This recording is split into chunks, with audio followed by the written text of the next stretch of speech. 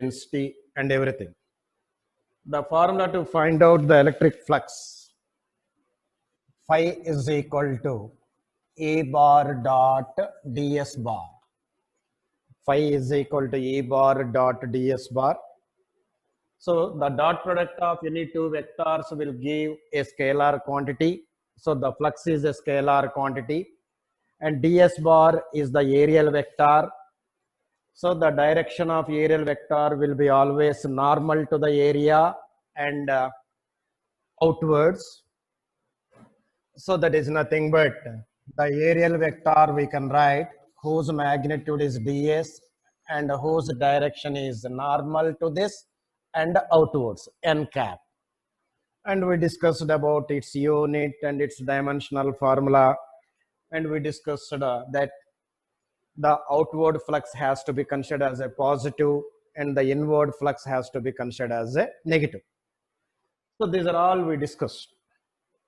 Then what is the importance of the Gauss theorem? As we discussed in previous classes, that is yesterday only, whenever you felt difficult to find the electric intensity by using the Coulomb's inverse square law. So whenever you want to find the electric intensity, we have one beautiful formula. E is equal to 1 by 4 pi epsilon naught Q by R square. But as per that formula is concerned, Q is the point charge and R is the distance. So this formula will be applicable only in case of the point charges.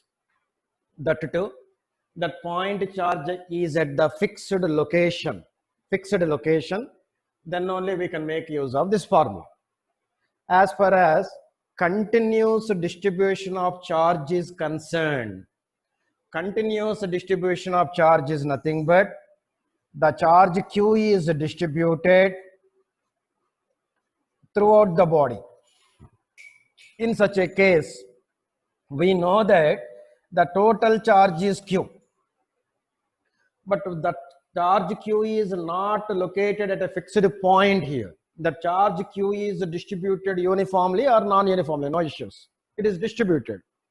So we don't know how much charge will be here and how much charge will be here and how much charge will be here. We don't know.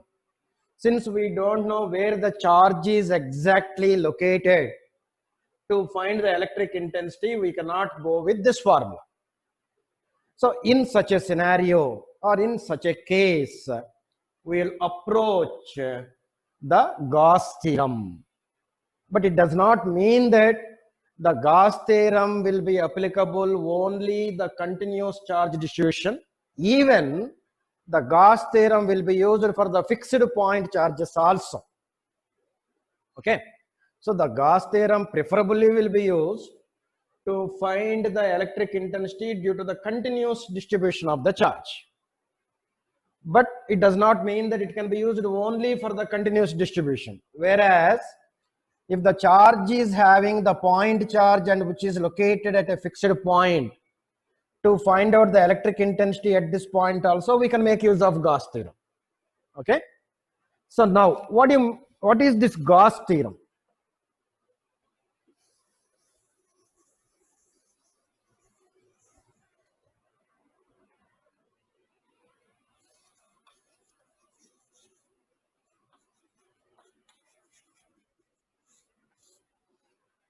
Gauss theorem. No doubt. The total flux, otherwise the total normal electric flux, the total normal electric flux passing through any surface,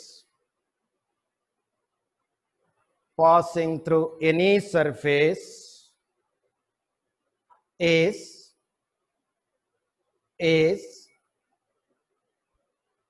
1 by epsilon naught, is 1 by epsilon naught times of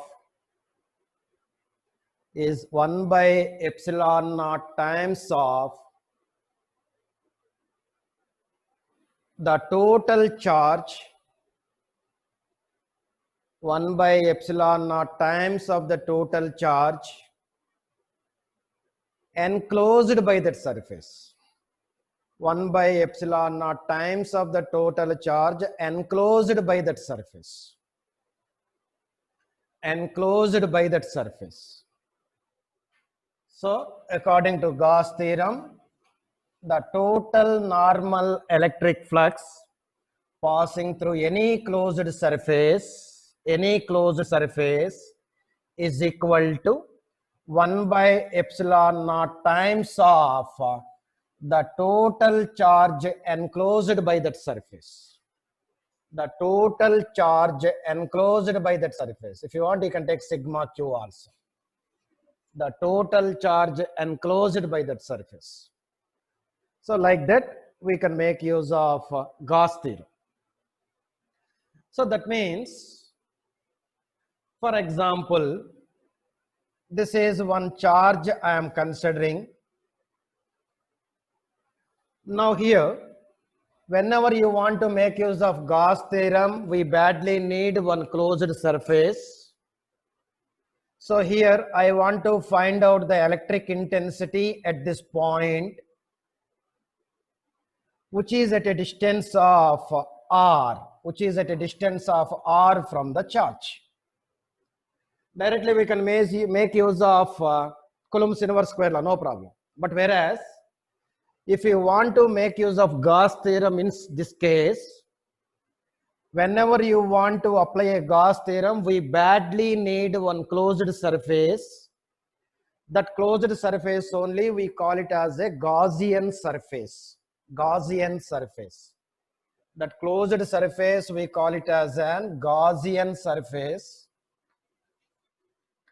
Gaussian surface is an hypothetical surface. It is an imaginary.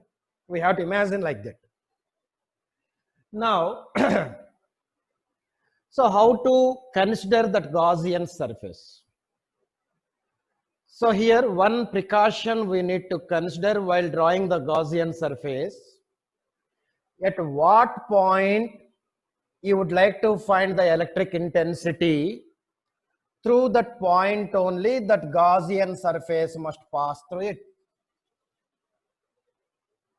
So this is one Gaussian surface what I am considering here. So here there is no restriction regarding the size and shape of a Gaussian surface.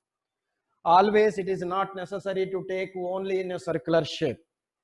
According to our convenience, we may take in a cylindrical shape or we may take some other shape also. And there should be no restriction regarding its size also. Size means the radius should be only this much, like that there is no restriction. But only one precaution we need to consider is the Gaussian surface must pass through the point where you would like to find the electric intensity. Where you want to find the electric intensity, through that point the Gaussian surface must pass through. In such a case, the total normal electric flux coming through this entire surface, means from here or from here, entire surface, the total flux coming through the entire surface,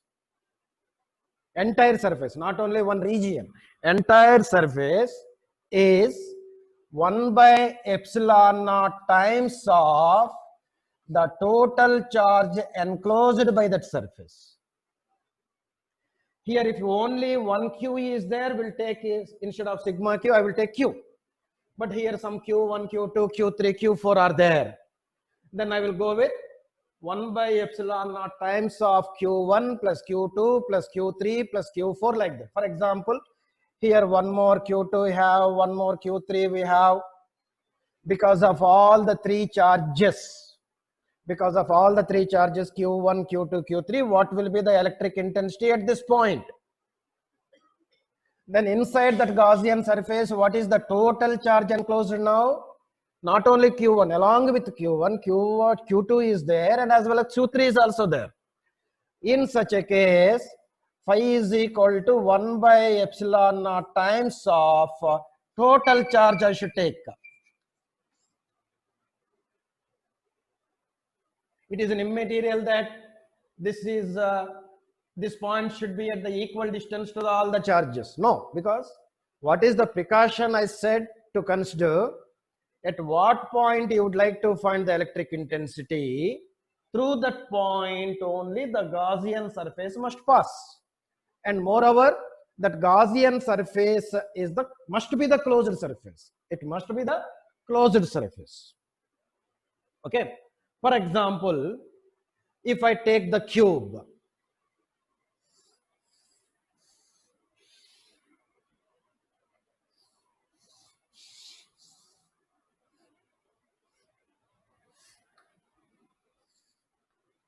this is one beautiful cube what I'm considering.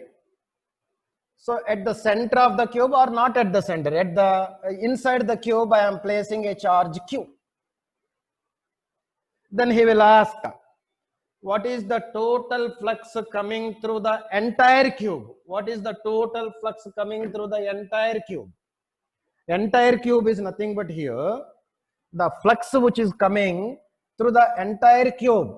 So totally how many phases it is having? 6 phases it will have.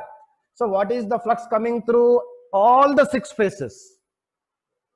So what the Gauss theorem is saying, the total flux coming through any closed surface is equal to 1 by epsilon naught times of the cube. Now what is the flux coming through the entire cube now? Phi is equal to 1 by epsilon naught times of Q. So here the flux what I am considering is, it is not the flux coming through only one surface. It is the flux coming through all the 6 phases. All the 6 phases, because entire surface we have to consider. Here what is the Gaussian surface here? Gaussian surface is the cube. Okay. Ade, if you want to find the flux coming through or passing through one phase, the flux coming through one phase now, how much it will be? All the 6 phases together, this much of flux is coming through one surface or through one phase. How much flux will come? 1 by 6th of this. So now it will be equal to 1 by 6th of 1 by epsilon naught times of Q. So with this example, what I would like to tell to you is, the Gauss theorem will be used to get the flux coming through the entire surface, entire closed surface. Here the closed surface what I am considering as a cube. So the flux coming through the entire cube. So how many phases it will have? 1 phase, 2 phase, 3rd phase, 4th phase, 5th phase, 6th phase. Total all 6 phases together, this much of flux is coming. Then for one phase, how much flux will come? So 1 by 6th of this. So with this example, we can get an idea that the Gauss theorem will be used only for the closed surface, that too to find the flux passing through the entire surface, entire closed surface. Again I am saying, whenever you want to make use of Gauss theorem, we have to draw one Gaussian surface. There is no restriction regarding its size and shape. There is no restriction regarding inside the surface where the charges are located. Wherever may be it located, no issues. But what is the precaution we need to consider here? At what point you would like to find the electric intensity, through that point only the Gaussian surface must pass. And one more precaution we need to consider, that the Gaussian surface must be closed surface always. Okay. So the Gaussian surface is an hypothetical surface. It is an imaginary surface. This surface we will consider for our convenience to make use of the Gauss theorem, because the Gauss theorem will be applicable only for the closed surfaces. That's why we badly need to draw a Gaussian surface, or we badly need to consider a closed surface in order to make use of this Gauss theorem. Okay, so phi is equal to digicum. Okay, now had you copied that cube? So this is the flux coming through the entire cube.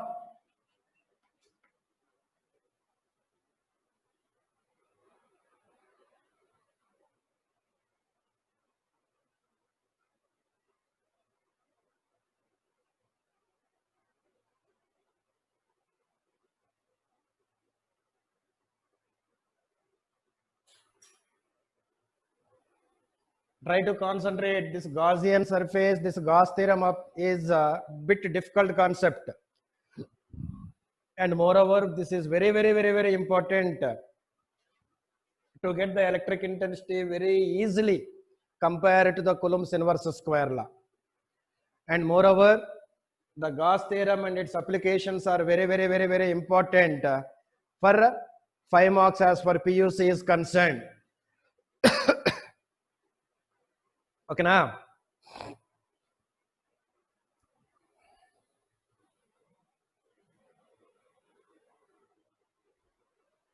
Now, I would like to proof of Gauss theorem.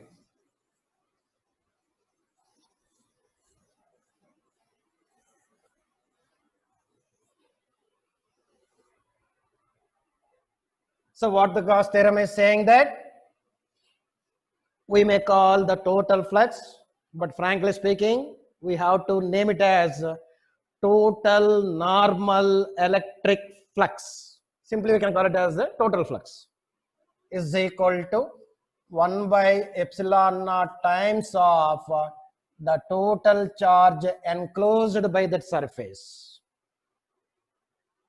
Now I would like to prove this. So here I am considering a point charge.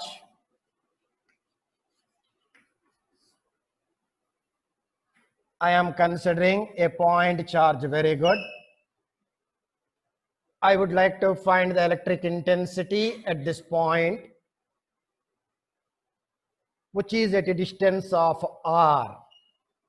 This is the point charge only I am considering, because we are very familiar about the point charge and we are very familiar about how to find the electric intensity at this point because of this point charge by using Coulomb's inverse square law. Then what is the electric intensity at this point?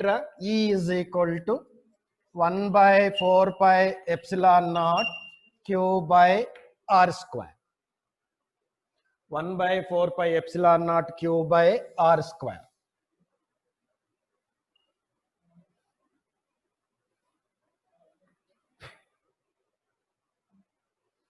Okay. Now, I would like to find electric intensity at this point. Whenever you want to find the electric intensity at particular point, by using the Gauss theorem, we have to draw one Gaussian surface. That Gaussian surface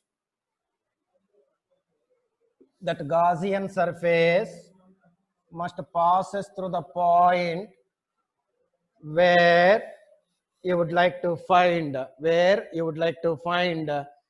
electric intensity.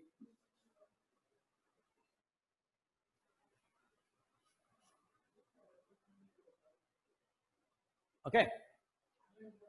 For that, I am taking small area called as a ds. I am taking the small area called as a ds.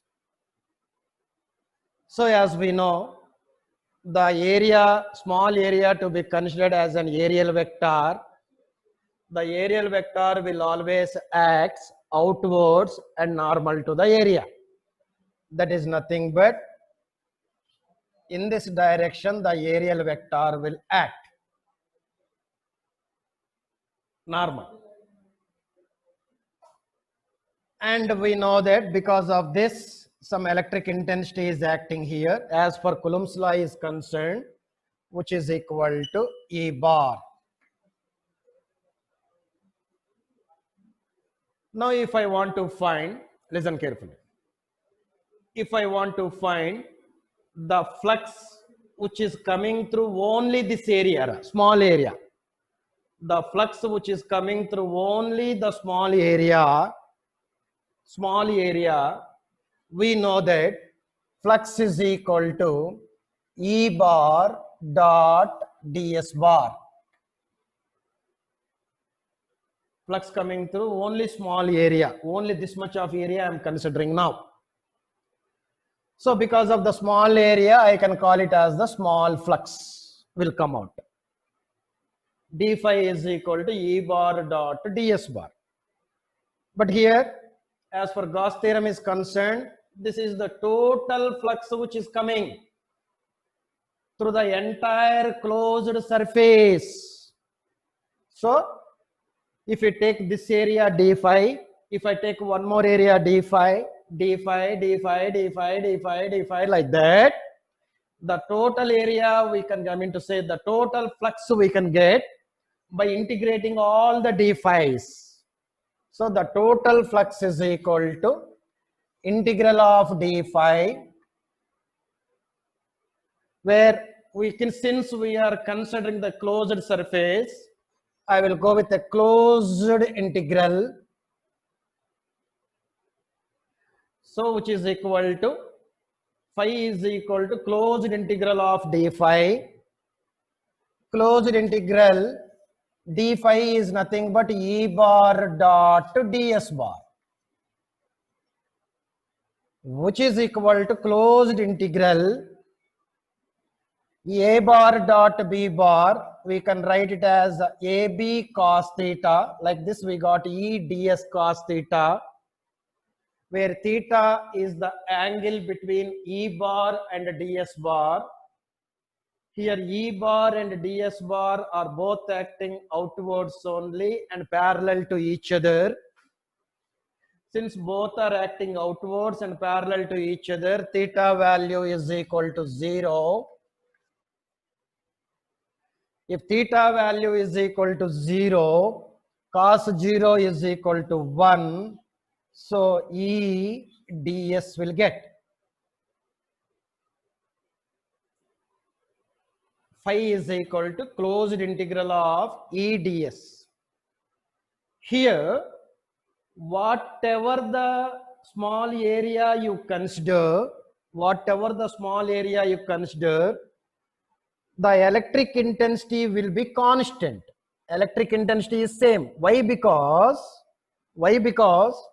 whatever the small area you consider, that area is equidistant to the charge. And the magnitude of the charge is also same. So if you take at this point, or if you take at this point, or if you take at this point, the electric intensity is same. Why? Because all the points are equidistant to the same charge.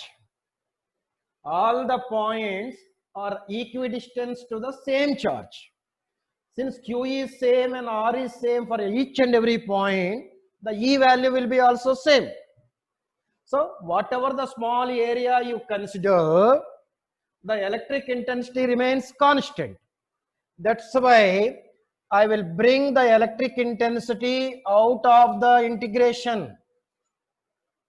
E closed integral of ds. Therefore, phi is equal to, what is the formula for E by using the Coulomb's inverse square law? 1 by 4 pi epsilon naught Q by R square. Instead of E, I will write 1 by 4 pi epsilon naught Q by R square. Integral of ds. Integral of ds is nothing but ds plus ds plus ds plus ds plus ds plus ds, all ds's. So small area plus small area plus small area plus small area plus small area will give the total surface area. So what is the formula for the total surface area of a sphere or a circle? Here is 4 pi r square is the formula for the surface area. Now from here, 4 pi and 4 pi get cancels, r square and r square will become toch. Then what left now? Phi is equal to 1 by epsilon naught times of the charge.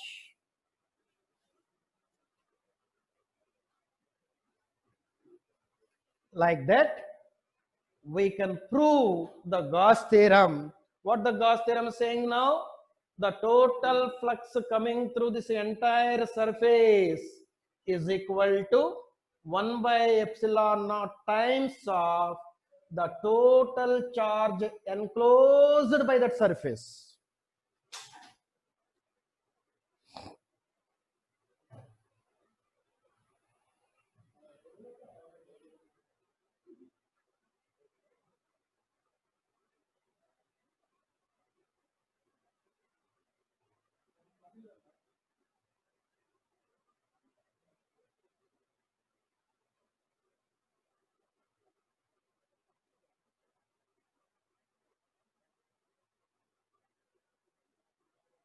Okay. Now we'll discuss one by one its applications. Put a heading. Applications of Gauss theorem.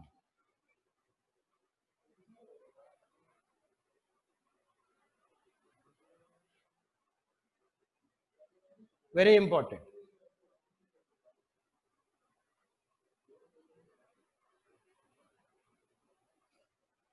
Case 1 or first one. First one. The electric intensity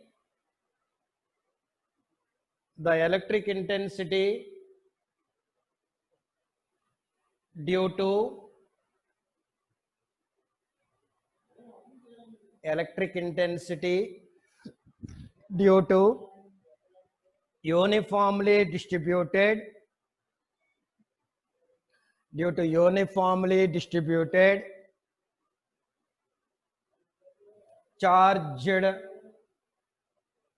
uniformly distributed charged spherical shell. Uniformly distributed charged spherical shell.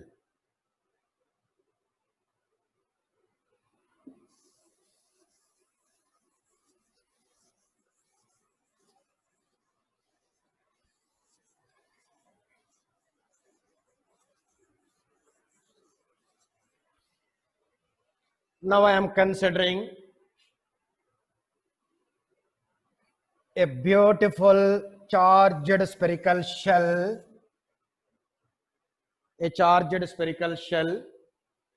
where the charge Q is distributed uniformly, as I discussed while discussing the properties of a charges. The charge will always resides on its outer surface. Now, this charged spherical shell having a radius capital R. The total charge Q is distributed uniformly over the spherical shell and whose radius is R. Now I would like to find the electric intensity, where first case I would like to find the electric intensity outside the shell. I would like to find the electric intensity outside of this spherical shell.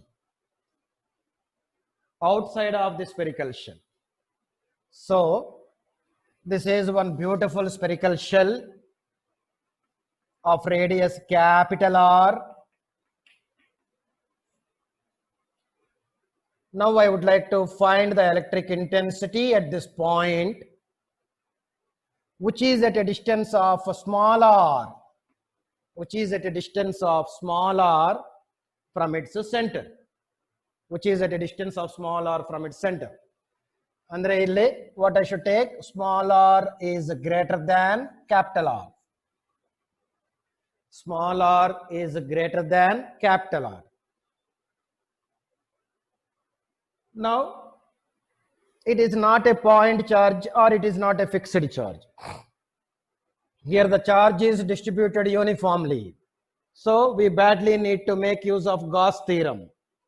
Whenever you want to make use of Gauss theorem, we need to have one Gaussian surface. So first I would like to draw one Gaussian surface. While drawing the Gaussian surface, we have to take only one precaution, that the Gaussian surface must pass through the point where you would like to find the electric intensity. So here, this is the point where I would like to find. I am drawing the Gaussian surface. That Gaussian surface must pass through the point. That Gaussian surface must pass through that particular point. Through that particular point.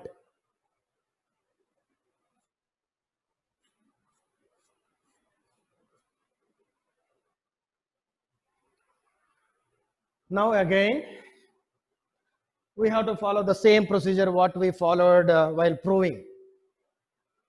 Here I am taking the small area, very good. Through that area, I would like to find the electric intensity. The flux which is coming through this area, the flux coming through, that is the total normal flux, is equal to 1 by epsilon naught times of the total charge enclosed by that surface. So according to the Gauss theorem, flux is equal to 1 by epsilon naught times of the total charge enclosed by that surface is Q.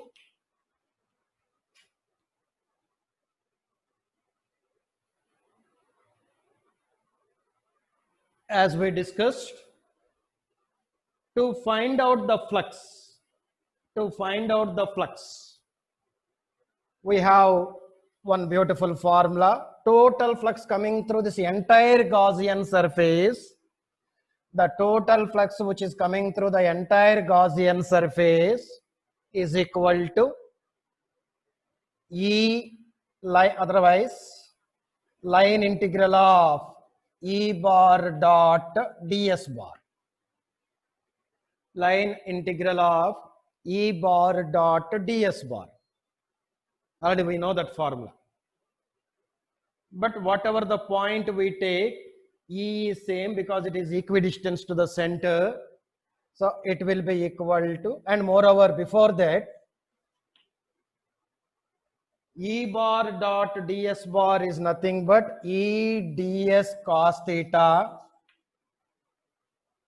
where theta is the angle between the electric field vector and the areal vector. Electric field vector and areal vector will act parallel to each other as previous case. Because if we want to find the electric intensity, we need to imagine one unit positive charge here. Idi positive. The direction of electric intensity will be like this. Here I am not saying its magnitude, only direction I am saying. The direction of electric intensity is outwards. And here the areal vector will be always outwards and normal through the area. So in this direction, ds bar will act. Since E bar and ds bar are acting parallel to each other and outwards, the value of theta is equal to 0. If theta is equal to 0, so cos 0 is equal to 1, then it will be equal to E line integral of ds, which is equal to E. Otherwise, I will put one more step. From these two equations, here phi is equal to something, and also phi is equal to something. Therefore, something is equal to something. Based on that part, I will write I will write 1 by epsilon naught times of q, otherwise E line integral of ds is equal to 1 by epsilon naught times of q. Line integral of ds is nothing but total surface area of this Gaussian surface. Total surface area of this Gaussian surface whose radius is r. Now the total surface area is equal to 4 pi small r square, which is equal to 1 by epsilon naught times of q. So based on that, now electric intensity is equal to, if I take that side, it will be in the denominator 1 by 4 pi epsilon naught q by r square, small r square.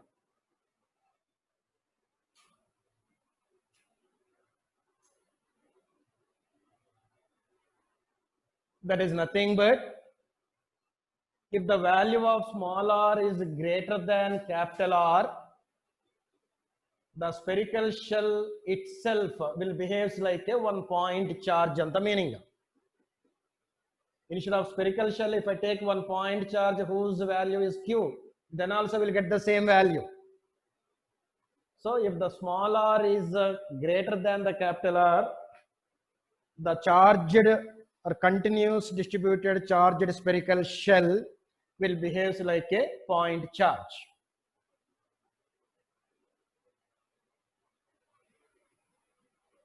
Okay.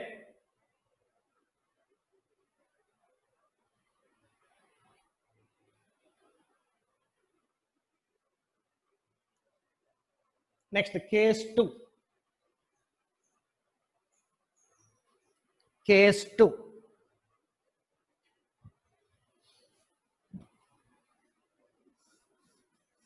Case 2.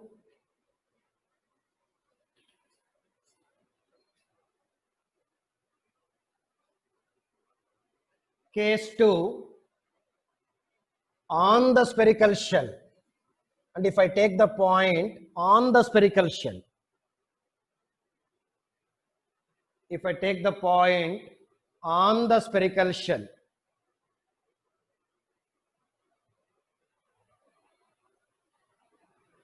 if I take the point on the spherical shell,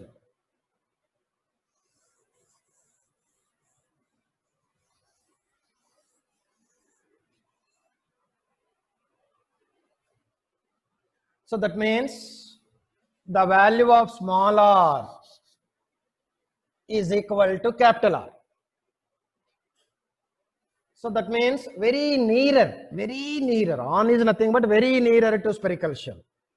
So now this will be the Gaussian surface. This will be the Gaussian surface. Then again you follow the same procedure. So based on that, phi is equal to 1 by epsilon naught times of q. Phi is equal to line integral of E bar dot ds bar.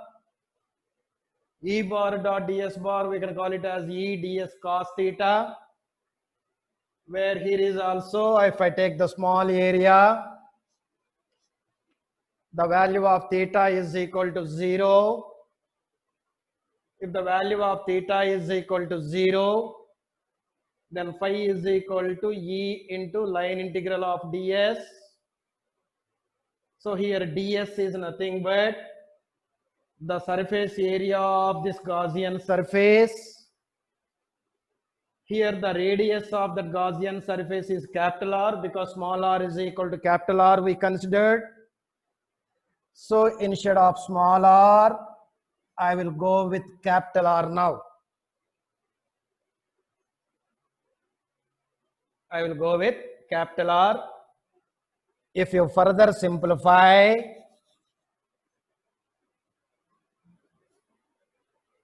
E is equal to 1 by 4 pi epsilon naught Q by capital R square.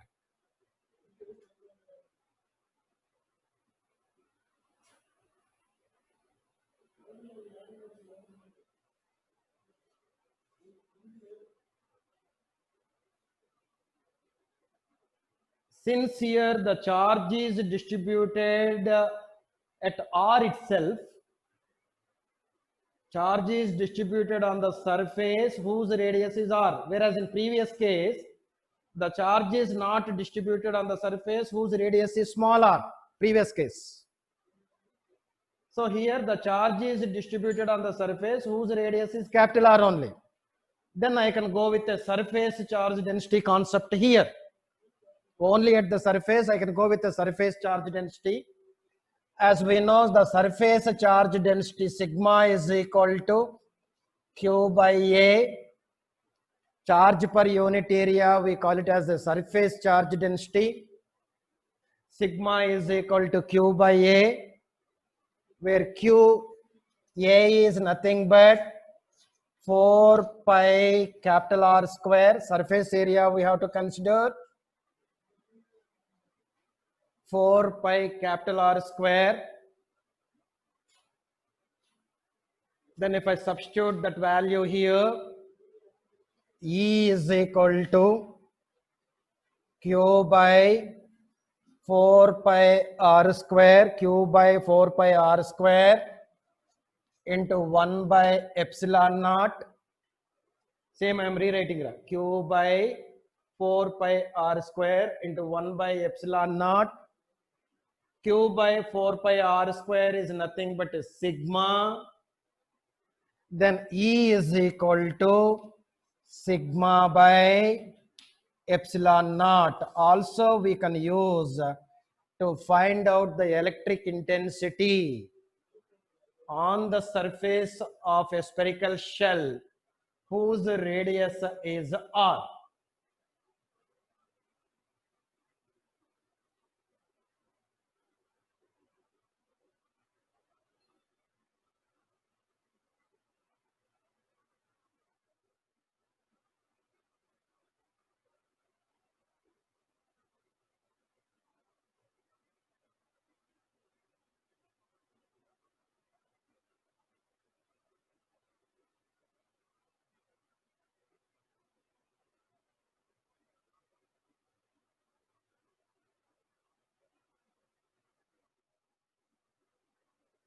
Okay.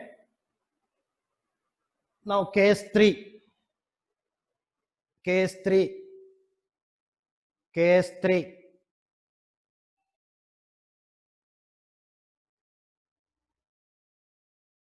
If the point is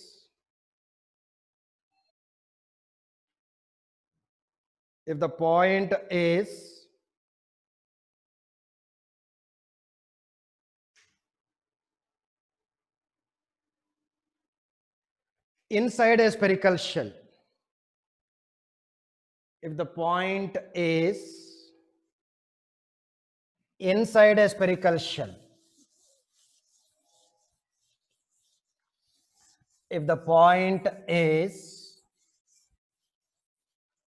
inside a spherical shell, case 3,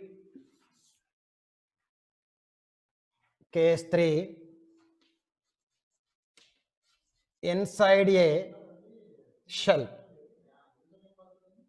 Inside a shell is nothing but the value of small r will be lesser than capital R. The value of small r is lesser than capital R.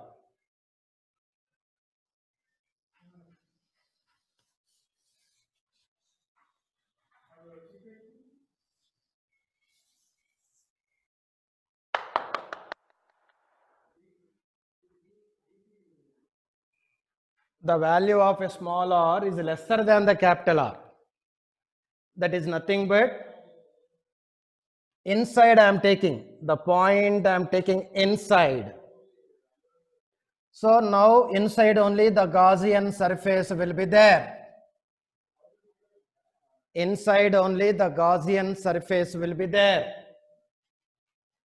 inside only the Gaussian surface.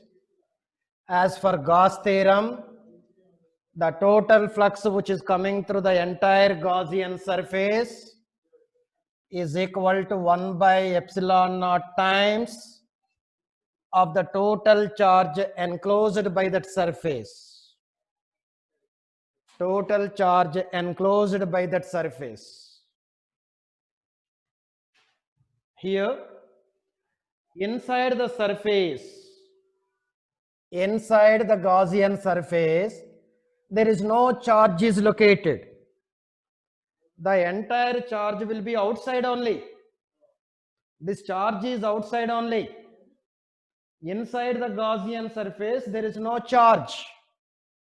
So, inside Gaussian surface, inside the Gaussian surface, the charge is 0 because the charge, entire charge is outside the spherical shell. But whereas Gaussian surface is inside the spherical shell, so Q is equal to 0. If Q is equal to 0, obviously the flux will be 0. If Q is equal to 0, the flux will be 0. If there is no flux, there is no question of electric intensity. If there is no flux, there is no question of electric intensity. So, we can conclude that inside the spherical shell, the electric intensity is 0. Inside the spherical shell, the electric intensity is 0. Inside the spherical shell, the electric intensity is 0.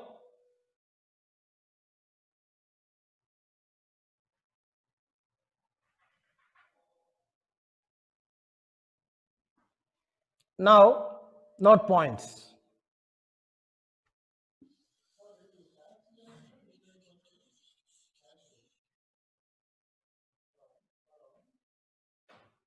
Note points.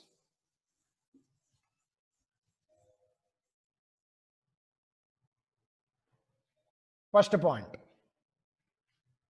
First point.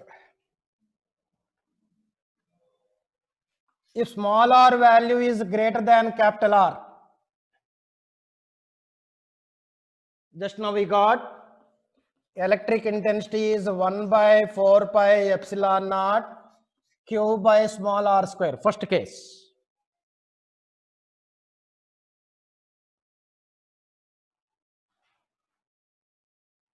Second case.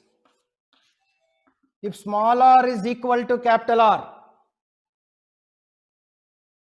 if small r is equal to capital R, what is the electric intensity we got? E is equal to 1 by 4 pi epsilon naught Q by capital R square. Q by capital R square. Third case, if small r is lesser than r, and if the point is inside a spherical shell, electric intensity what we got is beautiful 0. Electric intensity is 0 here. So if the point is outside, this is the formula. If the point is on the surface, this is the formula. If the point is inside the spherical shell, electric intensity is 0. Andre, where in all the three cases, where will have the maximum electric intensity? In all the three cases, where will have the maximum electric intensity? Illa, I mean here or here or here. So inside there is no electric intensity. On the surface this much. If you are going away from the surface this much. Since the capital R value is lesser than small r here, definitely at the surface the electric intensity is maximum. That means inside the spherical shell, the electric intensity is minimum and zero. At the spherical shell, at the surface, its electric intensity is maximum. And once we are moving away from the surface, its electric intensity will decreases as the smaller value is more. If I want to put the same thing in a graph, plotting between electric intensity and small r, electric intensity and small r. Now, the electric intensity will be 0 up to where? Up to small r is equal to capital R. Up to the surface, the electric intensity is 0. That is nothing but up to surface, the electric intensity is 0. The electric intensity is 0. So up to what point the electric intensity is 0? If small r is equal to capital R. If small r is equal to capital R, the electric intensity is 0. Now I am traveling from here. I reaches to the surface now. Up to the electric intensity is 0. At the surface, the electric intensity is maximum. So at the surface, the electric intensity is maximum. Now I am at the surface. Now I am moving away from the surface. While I am moving away from the surface, the electric intensity decreases inversely proportional to square. So whenever it is inversely proportional to square, the nature of a graph will be like this. So here E is inversely proportional to R square. So at the center, small r is equal to 0. So from center to surface, the electric intensity is 0. At the surface, the electric intensity is maximum.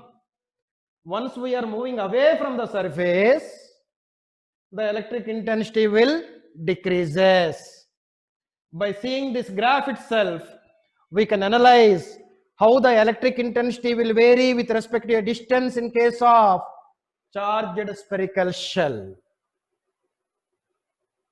Okay. So still 2 more applications are there. Tomorrow we'll discuss and we'll conclude the theory part by tomorrow, and day after tomorrow we'll go with the numericals of this chapter. Thank you.